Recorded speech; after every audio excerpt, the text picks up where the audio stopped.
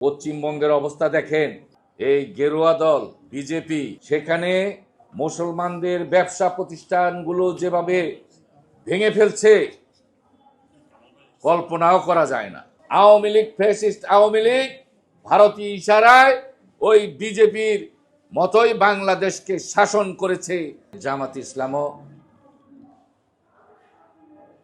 জাতীয়তাবাদী দল সহ একটি বিরোধী জোটের অংশ ছিল বিএনপির সাথে। আমরা একত্রেই সবাই আন্দোলন করেছি।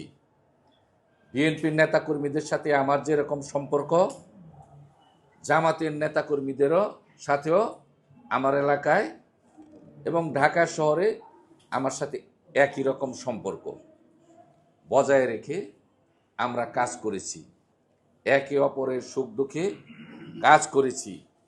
আজকে বাংলাদেশে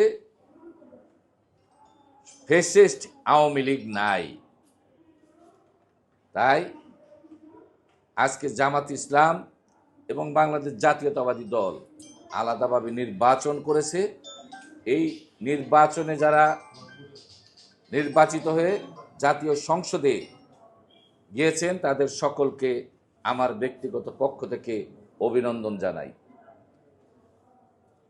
আর একটা প্রত্যাশা তো থাকতেই পারে, দীর্ঘদিন যখন আমরা রাজপথে কাঁধে কাঁধ মিলিয়ে কাজ করেছি, জাতীয় সংসদে যারা আছেন সরকার এবং বিরোধী দল মিলেই হলো সরকার, সংসদীয় গণতন্ত্রের হিসাবে। আজকে এই সরকার জনগণের প্রত্যাশা অবশ্যই পূরণ করবে। ইতিমধ্যে প্রশংসনীয় কিছু কাজ হাতে নিয়েছে। ভবিষ্যতে যে সমস্ত মতভেদগুলো আছে আলোচনার ভিত্তিতেই সমাধান হবে। প্রধানমন্ত্রী বলেছে আমরা প্রত্যেকটি কাজ আমরা সম্পন্ন করব। যেমন আপনারা জানেন ডক্টর ইউনূস সাহেবের অন্তর্বর্তীকালীন সরকার আওয়ামী লীগকে নিষিদ্ধ করেছে। পার্লামেন্টে বিএনপি সেটাকে পাশ করে আইনে পরিণত করেছে। হতাশার কিছু নাই, কারণ এই ফ্যাসিস্টরা যদি ফেরত আসে তাহলে আজকে পশ্চিমবঙ্গের অবস্থা দেখেন, এই গেরুয়া দল বিজেপি সেখানে মুসলমানদের ব্যবসা প্রতিষ্ঠানগুলো যেভাবে ভেঙে ফেলছে কল্পনাও করা যায় না।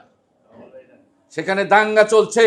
আমরা ভারতীয় সরকারের কাছে এখান থেকে এই সভা থেকে আহ্বান জানাবো, মুসলমানদের জান মাল রক্ষার দায়িত্ব গ্রহণ করেন এবং যা সমস্ত ঘটনা ঘটেছে তার তীব্র নিন্দা জানাচ্ছি। ভারতের মুসলমানরা ঐক্যবদ্ধ হয়ে ভারতকে ছিন্ন ভিন্ন করে দিতে পারে। আপনারা যদি বেশি বাড়াবাড়ি করেন তাদের যাওয়ার পথ থাকবে না, বাধ্য হয়ে তারা ভিন্ন পথে এগোতে পারে। আজকে বাংলাদেশের মানুষ আমরা রাস্তাঘাটে মায়ের খাই না এবং জয় শ্রীরাম বলি না। সেদিন মোহাম্মদ আলী জিন্নাহ ধর্মের ভিত্তিতে যদি পাকিস্তান রাষ্ট্র প্রতিষ্ঠা না করতেন আজকে আমাদের অবস্থাও সেই রকম অবস্থা হয়ে দাঁড়াতো। আর 16 বছর আওয়ামী লীগ, ফ্যাসিস্ট আওয়ামী লীগ ভারতীয় ইশারায় ওই বিজেপির মতোই বাংলাদেশকে শাসন করেছে। বাংলাদেশে ইসলামপন্থী জাতীয়তাবাদী শক্তির বিরুদ্ধে তারা নির্যাতন নিপীড়ন চালিয়েছে, হত্যা করেছে, খুন করেছে, গুম করেছে। আমাকেও ক্রস ফায়ার দেওয়ার জন্য তুলে নিয়ে যাওয়া হয়েছিল। আল্লাহর মেহেরবানি, কোনো একটা মেহেরবানির কারণেই আমি হয়তো কোনো ভালো কাজ করেছি, সেই কারণে আমি হয়তো সেখান থেকে ফেরত আসতে পেরেছিলাম। আজকে বাংলাদেশকে পুনর্গঠন করতে হবে যাতে ভবিষ্যতে এই দেশের আমাদের উত্তরসূরিরা বাংলাদেশে কোনোদিন জয় শ্রীরাম পিটানি খেয়ে না বলতে হয়। সেই পথকে শক্তিশালী করতে হবে। আর এই কারণেই বাংলাদেশকে আমি আজ থেকে 2012 সালে এক প্রেস ক্লাবে এক প্রোগ্রামে বলেছিলাম, এই উপমহাদেশে একটি ভূ রাজনৈতিক পরিবর্তন আসবে। আর সেটা শুরু হয়েছে, কিন্তু সঠিক নেতৃত্ব পাওয়া যাচ্ছে না বিদায় সেটা সম্পন্ন হচ্ছে না। এখনো বাংলাদেশ সামরিক দিক থেকে অনেক দুর্বল। এই দুর্বল সামরিক ব্যবস্থাকে সবল করতে পারলে এই ভূরাজনৈতিক পরিবর্তনে বাংলাদেশ অনেক লাভবান হবে। আর বাংলাদেশ ব্যবসা বাণিজ্য এই উপমহাদেশটা শুধু বিশ্বের একটা গুরুত্বপূর্ণ অংশ হয়ে যাবে। তাই সাথীয় বন্ধুগণ, আজকে আমার বক্তব্য আমি খুব একটা দীর্ঘায়িত করব না। এ কারণে বাংলাদেশের জনগণকে একটু ধৈর্য সহকারে এবং সংসদে যারা সরকার এবং বিরোধী দলেরা আছে তাদের সমন্বিত প্রচেষ্টায় বাংলাদেশ একটি সুখী সমৃদ্ধশালী দেশ হিসাবে রূপান্তরিত হবে। আজকে ভারতীয় ষড়যন্ত্র কিন্তু থেমে নাই।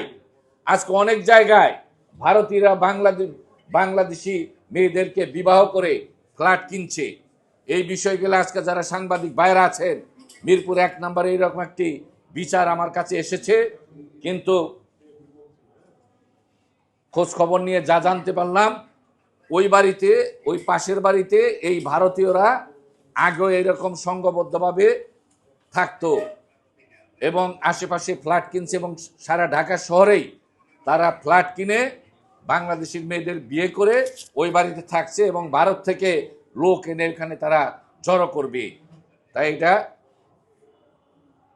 হেলা ফেলার বিষয় নয়, আপনারা বিষয়টা দেখবেন।